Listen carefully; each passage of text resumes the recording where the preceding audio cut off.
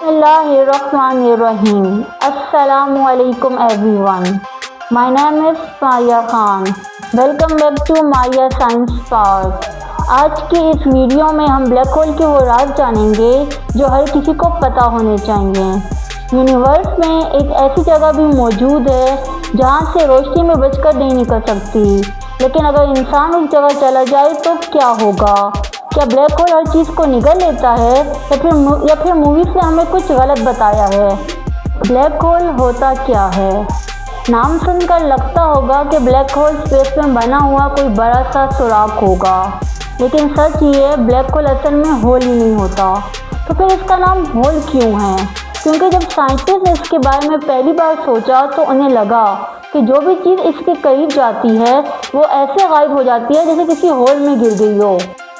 असल में black hole space का ऐसा हिस्सा है जहाँ ग्रेविटी इतनी ज़्यादा होती है कि लाइट भी पास नहीं हो सकती, और जब लाइट भी बाहर नहीं आ सकती तो वो हमें पूरा काला दिखाई देता है, इसलिए इसका नाम ब्लैक होल पड़ गया। अब एक और इंटरेस्टिंग बात, ब्लैक होल बनता कैसे है? हर सितारा हमेशा जिंदा नहीं रहता। सूरज और दूसरे सितारे अपने अंदर हाइड्रोजन नाम की गैस से एनर्जी बनाते हैं। इसी एनर्जी की वजह से हमें रोशनी और गर्मी मिलती है, लेकिन जब कहीं बहुत सालों बाद किसी बहुत बड़े सितारे के अंदर ये हाइड्रोजन नाम की कमी होने लगती है तो वो अपने ही वेट की वजह से अंदर की तरफ गिरने लगता है। और अगर सितारा बहुत ज़्यादा बड़ा हो तो उसके कोलैप्स के बाद ब्लैक होल बन सकता है, और यहीं से शुरू होता है यूनिवर्स की सबसे मिस्टीरियस में से एक कहानी का सफ़र। लेकिन अगर इंसान ब्लैक होल के करीब चला जाए तो उसके साथ क्या होगा? अब इमेजिन करो आप एक स्पेसशिप में हो और धीरे धीरे ब्लैक होल की तरफ जा रहे हो।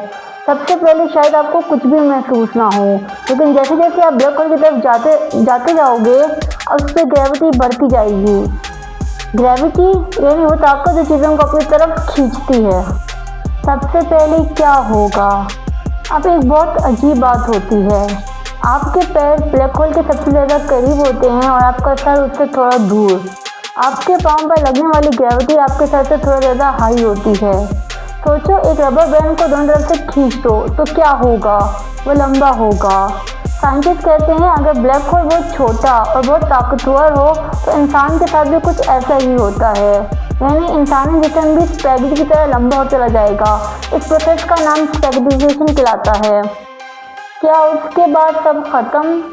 अगर आप ब्लैक होल के उस हिस्से तक पहुंच जाओ जिसे इवेंट हॉरिज़न कहते हैं, तो साइंस के मुताबिक उसके बाद बाहर वापस आना मुमकिन नहीं, इसलिए इवेंट हॉरिज़न को पॉइंट ऑफ नो रिटर्न भी कहा जाता है। लेकिन यहाँ एक बात जानना बहुत ज़रूरी है, आज तक कोई इंसान भी ब्लैक होल के अंदर नहीं गया, इसलिए अंदर असल में क्या है ये आज की साइंस का बहुत बड़ा राज है।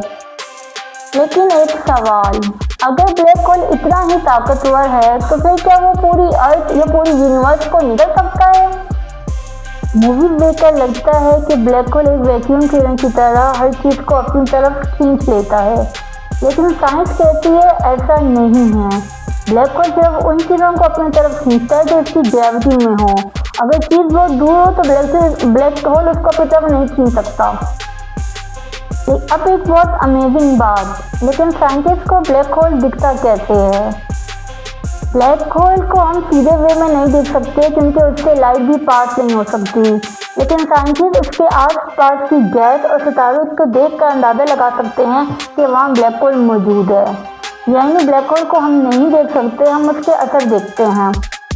एक मज़ेदार बात, अगर किसी दिन सूरज की जगह उतने ही मास का ब्लैक होल आ जाए तो अर्थ फौरन उसके अंदर नहीं गिर जाएगी, लेकिन सूरज की रोशनी हमें नहीं मिलेगी और ज़िंदगी जिसे हम जानते हैं नहीं रह पाएगी। तो आज हमने क्या सीखा? ब्लैक होल होता क्या है? ब्लैक होल असल में होल नहीं होता, ये स्पेस की ऐसी जगह है जहाँ ग्रेविटी इतनी ज़्यादा होती है कि लाइट भी वापस नहीं आ सकती। अगर कोई ब्लैक होल के बहुत करीब आ जाए तो इसके बचने के चांसेस बहुत कम होते हैं। एक मासूमाना सवाल, अगर आपको यूनिवर्स के किसी भी कोने में सिर्फ 10 मिनट के लिए जाने का मौका मिले तो आप कहाँ जाना पसंद करेंगे? कमेंट्स में ज़रूर बताएं, और इसी तरह मज़ीद साइंस वीडियोज़ के लिए सब्सक्राइब करना ना भूलें। मिलते हैं अगली साइंस मिस्ट्री के साथ। Thank you.